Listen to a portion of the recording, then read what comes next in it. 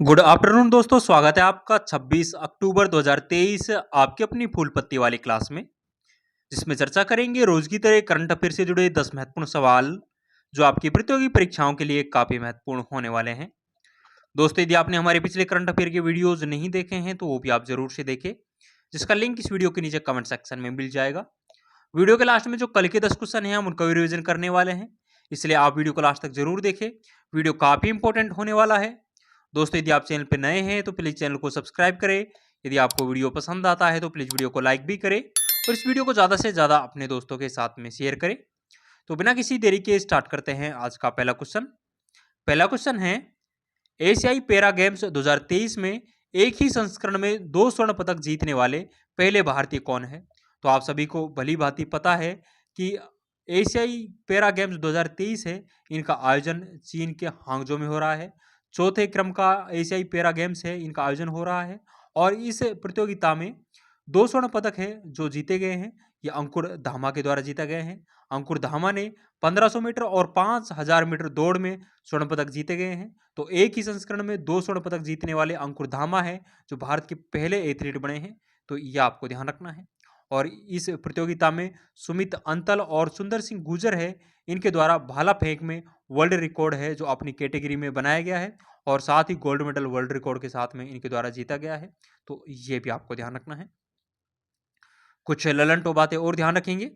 Para taekwondo में पदक जीतने वाली पहली भारतीय खिलाड़ी है, ये अरुणा तंवर है। अरुणा तंवर के द्वारा कांस्य पदक है जो पैरा ताइक्वांडो में जीता गया है। पैरा ताइक्वांडो है, इसे पहली बार है जो इस एशियाई पैरा गेम्स में शामिल किया गया है। और इसके साथ में एक और खेल है जो शामिल किया गया था, वो पैरा कैनोइंग है। तो पैरा कैनोइंग और पैरा ताइक्वांडो है, इसे पहली बार शामिल किया गया है, तो ये भी आपको ध्यान रखना है। अवनी लेखरा है, इसका संबंध शूटिंग से है। आदित्य अशोक है, ये गोल्फ की खिलाड़ी है। और जो राइडर कप है, इसका संबंध है जो गोल्फ से है। भवानी देवी है, इसका संबंध तलवारबाजी से है, तो ये भी आपको ध्यान रखना है।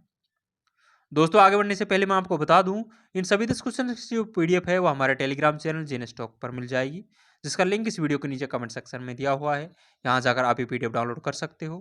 दोस्तों, यदि आपको वीडियो पसंद आ रहा है तो प्लीज़ वीडियो को लाइक करें और यदि आपने अभी तक हमारे चैनल को सब्सक्राइब नहीं किया है तो प्लीज़ चैनल को सब्सक्राइब भी करें और इस वीडियो को ज़्यादा से ज़्यादा अपने दोस्तों के साथ में शेयर करें। आगे बढ़ते हैं। नेक्स्ट क्वेश्चन है, हाल ही में वैश्विक कर चोरी रिपोर्ट 2024 किसने जारी की है? तो हाल ही में जो वैश्विक कर चोरी रिपोर्ट 2024 है, ये यूरोपीय संघ के द्वारा जारी की गई है और साथ ही रिपोर्ट में जीएमटी पर भी चर्चा की गई है, मतलब ग्लोबल मिनिमम टैक्स की भी चर्चा की गई है, जो कि अरबपतियों से न्यूनतम कर वसूला जाएगा। जो अरबपतियों की आय है, इनका 2% है जो जीएमटी के तहत वसूला जाएगा, तो ये भी इस वैश्विक कर चोरी रिपोर्ट 2024 में कहा गया है। यदि यूरोपीय संघ के बारे में बात करें तो इसका हेडक्वार्टर है जो ब्रुसेल्स बेल्जियम में है। वर्तमान में इसमें 27 सदस्य देश है और इसकी जो मुद्रा है ये यूरो इसकी मुद्रा है। और हाल ही में जो इसकी यूरो मुद्रा है इसको अपनाने वाला जो 20वां देश है ये क्रोएशिया बना है, तो ये भी आपको ध्यान रखना है। कुछ ललन टो बातें और ध्यान रखेंगे। जीएसटी किस सूची पर लगने वाला टैक्स है? तो जीएसटी है जो समवर्ती सूची पर लगने वाला एक अप्रत्यक्ष कर है। इसे 101वें संविधान संशोधन के तहत 1 जुलाई 2017 को जीएसटी को लागू किया गया था। जीएसटी काउंसिल है, इसका उल्लेख है जो 279 ए में है, तो ये आपको ध्यान रखना है। ग्लोबल जेंडर गैप इंडेक्स है, ये WEF के द्वारा जारी की जाती है, मतलब वर्ल्ड इकोनॉमिक जो फोरम है ये ग्लोबल जेंडर गैप इंडेक्स जारी करती है। और आपको कमेंट सेक्शन में बताना है कि जो ग्लोबल जेंडर गैप इंडेक्स है इसमें भारत की रैंक कौन सी है, तो इसका आंसर आप कमेंट सेक्शन में जरूर बताएं। ग्लोबल इकोनॉमी आउटलुक रिपोर्ट है, ये IMF के द्वारा जारी की जाती है, मतलब अंतर्राष्ट्रीय मुद्रा कोष है, ये ग्लोबल इकोनॉमिक आउटलुक रिपोर्ट है, ये जारी करता है। आयकर स्लैब में परिवर्तन है जो हाल ही में हुआ है। पहले 6 स्लैब थी, अब 6 स्लैब है, इनमें से को घटाकर 5 स्लैब कर दिया गया है।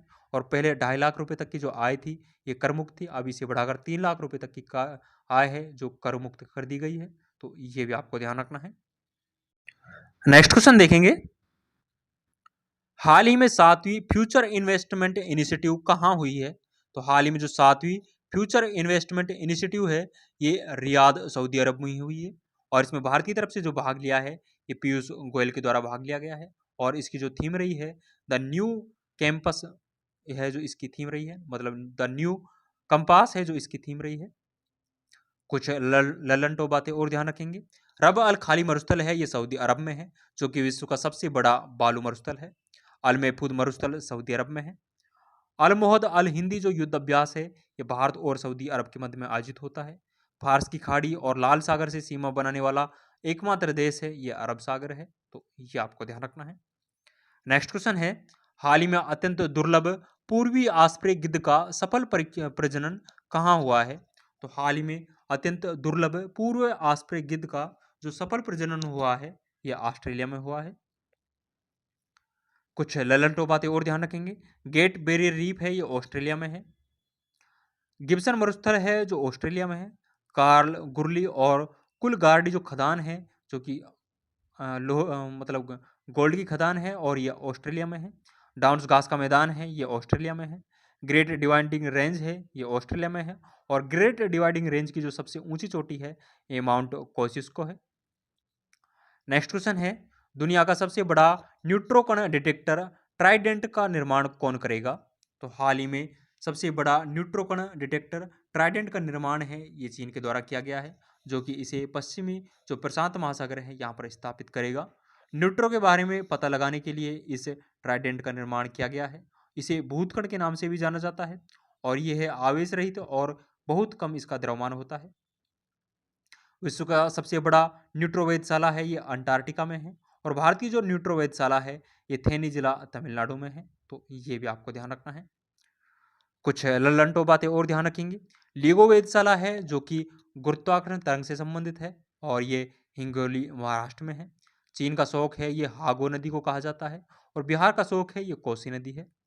परमाणु सिद्धांत का जनक है जो जॉन डोल्टन थे। डोकलाम विवाद है जो भारत भूटान और चीन के मध्य में है, तो ये आपको ध्यान रखना है। नेक्स्ट क्वेश्चन है, देश का तीसरा नेशनल एजिंग सेंटर कहाँ स्थापित किया जाएगा? देश का जो तीसरा नेशनल एजिंग सेंटर है ये BHU उत्तर प्रदेश में स्थापित किया जाएगा। वृद्धा अवस्था में देखभाल के लिए सेंटर है ये बनाया गया है। और भारत का पहला जो नेशनल एजिंग सेंटर था ये एम्स दिल्ली में है और सेकंड है जो मद्रास में है और हाल ही में BHU उत्तर प्रदेश में बनाया गया है, तो ये आपको ध्यान रखना है। कुछ ललनटो बातें और ध्यान रखेंगे। देश का पहला यूनिटी मॉल है ये उज्जैन में है और देश का पहला नैनो लिक्विड यूरिया संयंत्र है ये कलोल गुजरात में है और जो सेकंड है ये प्रयागराज उत्तर प्रदेश में है। देश का पहला 3D मुद्रित डाकघर है ये बेंगलुरु में स्थापित किया गया है और देश की जो पहली पुलिस ड्रोन यूनिट है ये चेन्नई में स्थापित की गई है, तो ये भी आपको ध्यान रखनी है। नेक्स्ट है, हाल ही में प्रोजेक्ट नीलगिरी ताहर किसने प्रारंभ किया है? तो हाल ही में जो प्रोजेक्ट नीलगिरी ताहर है ये तमिलनाडु सरकार के द्वारा प्रारंभ किया गया है। नीलगिरी ताहर के संरक्षण के लिए ये प्रोजेक्ट है जो प्रारंभ किया गया है और इसमें जो लागत आई है वो 25 करोड़ रुपए आई है। जो तमिलनाडु है इसके मुख्यमंत्री वर्तमान में स्टालिन जी है, तो ये भी आपको ध्यान रखना है। कुछ लल्लनटो बातें और ध्यान रखेंगे। प्रोजेक्ट उद्भव है ये राजनाथ सिंह के द्वारा लॉन्च किया गया था और ये भारतीय सेना के द्वारा प्रारंभ किया गया है। और जो प्रोजेक्ट उद्गम है तो उसका आंसर आप कमेंट सेक्शन में बताना है। जो प्रोजेक्ट उद्गम है तो ये किसके द्वारा लॉन्च किया गया है, तो इसका आंसर आप कमेंट सेक्शन में जरूर बताएं। प्रोजेक्ट क्लैप है ये उत्तराखंड सरकार के द्वारा प्रारंभ किया गया है जो कि शिक्षा से संबंधित है। प्रोजेक्ट नमन है ये भारतीय सेना ने प्रारंभ किया है। प्रोजेक्ट टाइगर है जो 1973 में प्रारंभ होता है और हाल ही में इसने इसने इसने अपनी स्थापना के 50 वर्ष पूरे किए हैं। नेक्स्ट है, हाल ही में रोजगार के अवसरों को बढ़ावा देने के लिए स्टार्ट टैलेंट कनेक्ट पोर्टल किसने लॉन्च किया है? तो हाल ही में I start talent connect portal है ये राजस्थान सरकार के द्वारा प्रारंभ किया गया है और इसमें जो सहयोग किया है ये हायरे फॉक्स के द्वारा इसमें सहयोग किया गया है। इस पोर्टल का प्रमुख उद्देश्य है जो स्टार्टअप इकोसिस्टम है इसको मजबूत करने के लिए ये पोर्टल है जो प्रारंभ राजस्थान सरकार ने किया है। कुछ ललनटो बातें और ध्यान रखेंगे। राइट टू हेल्थ बिल है ये राजस्थान सरकार के द्वारा प्रारंभ किया गया है। राइट टू हेल्थ बिल लाने वाला राजस्थान है जो भारत का पहला राज्य है और जो चलने का अधिकार लागू किया गया है ये पंजाब के द्वारा किया गया है। मुख्यमंत्री चिरंजीवी बीमा योजना है ये राजस्थान की है और इसमें जो बीमा राशि है ये 10 लाख रुपए से बढ़ाकर 25 लाख रुपए कर दी गई है। अधिवक्ता संरक्षण कानून पेश किया है ये राजस्थान ने किया है। राजस्थान है जो इस तरह का कानून लाने वाला भारत का पहला राज्य है। राजस्थान में वर्तमान में जिले के बारे में बात करें तो 53 है और वर्तमान में जो संभाग है वो 10 है, तो ये आपको ध्यान रखना है। नेक्स्ट क्वेश्चन है, दूसरा सरस आजीविका मेला कहाँ प्रारंभ होगा? तो हाल ही में जो दूसरा सरस आजीविका मेला है ये गुरुग्राम हरियाणा में प्रारंभ हुआ है। ये वर्ष का दूसरा है और जो पहला है ये जम्मू कश्मीर में आयोजित हुआ था। इसका प्रमुख उद्देश्य है जो महिला स्वयं सहायता समूह है उनके द्वारा हस्त निर्मित उत्पाद है इनकी प्रदर्शनी लगाना इसका प्रमुख उद्देश्य है। कुछ ललन बातें और ध्यान रखेंगे। ग्लोबल फिनटेक फेस्ट 2023 है, इसका आयोजन मुंबई में होता है। मंगस वैली फेस्टिवल है, ये जम्मू कश्मीर में सेलिब्रेट किया जाता है। उत्कर्ष और उन्मेष फेस्टिवल है, ये भोपाल मध्य प्रदेश में होता है। और पहला अंतर्राष्ट्रीय खेल फिल्म फेस्टिवल है, ये कोलकाता में आयोजित होता है, तो ये भी आपको ध्यान रखना है। आज का अंतिम क्वेश्चन देखेंगे। हाल ही में दिवंगत हुए पहले ब्लैक एक्शन हीरो रिचर्ड राउंड्री का संबंध किससे है? जो रिचर्ड राउंड्री है इसका संबंध यूएसए से है और इसकी जो पहली फिल्म थी वो सॉफ्ट थी, 1971 में आई थी। कुछ ललनटो बातें और ध्यान रखेंगे। माइकल डगलस है, इसे हाल ही में सत्यजीत रे लाइफ टाइम अचीवमेंट अवार्ड है ये प्रदान किया गया है और कान फिल्म फेस्टिवल के दौरान इसे मानद पाल्मेटी और अवार्ड है ये भी प्रदान किया गया था। मिशेल योए है, ये ऑस्कर जीतने वाली एशिया की पहली महिला एक्ट्रेस है। सतीश कौशिक है, इनका हाल ही में निधन हो गया है और ये अभिनेता और निर्देशक थे। एमएस गिल है, इनका भी निधन हो गया है और ये भारत के मुख्य चुनाव आयुक्त रह चुके थे, तो ये आपको ध्यान रखना है। टी.एन. शेषन है, इनका भी हाल ही में निधन हो गया है। टी.एन. शेषन है, ये भी भारत के मुख्य चुनाव आयुक्त थे, तो ये आपको ध्यान रखना है। दोस्तों ये 10 इंपॉर्टेंट क्वेश्चन हमने आज के डिस्कस किए हैं जो कि आपकी परीक्षाओं की दृष्टि से काफ़ी इंपॉर्टेंट है। एक बार जो कल के 10 क्वेश्चन है उनका भी क्विक रिवीजन कर लेते हैं, जिसमें पहला क्वेश्चन था प्रतिवर्ष संयुक्त राष्ट्र दिवस कब मनाया जाता है? तो ये 24 अक्टूबर को मनाया जाता है। नेक्स्ट है, एशियाई पैरा गेम्स 2023 में पैरा डोंगी में स्वर्ण पदक जीतने वाली पहली भारतीय कौन है? तो प्राची यादव के द्वारा पैरा डोंगी है इसमें स्वर्ण पदक जीता गया है। नेक्स्ट है, विश्व पोलियो दिवस 2023 कब मनाया गया है? तो ये 24 अक्टूबर को मनाया गया है। नेक्स्ट क्वेश्चन है, हाल ही में केंद्रीय गृह मंत्री अमित शाह ने देश के पहले नैनो तरल डीएपी संयंत्र का उद्घाटन कहाँ किया है? तो इसका उद्घाटन है जो कलोल गुजरात में किया है। नेक्स्ट है, हाल ही में वायुसेना में एयर मार्शल बनने वाली दूसरी महिला सैन्य अधिकारी कौन बनी है? तो ये साधना सक्सेना नायर बनी है। नेक्स्ट है, हाल ही में वनडे में सबसे तेज 2000 रन बनाने वाले बल्लेबाज कौन है? तो शुभमन गिल है, ये वनडे में सबसे तेज 2000 रन बनाने वाले बल्लेबाज है। नेक्स्ट है, हाल ही में सरकारी सहकारी बैंक की सपनों का संचय जमा लिंक्ड ऋण योजना का शुभारंभ किसने किया है? तो इसका शुभारंभ है जो हिमाचल प्रदेश सरकार के द्वारा किया गया है। नेक्स्ट है, हाल ही में छात्रों की सहायता के लिए एआई आधारित ऐप डाउट क्लियरेंस बोट किसने लॉन्च किया है? तो इसे आंध्र प्रदेश सरकार के द्वारा लॉन्च किया गया है।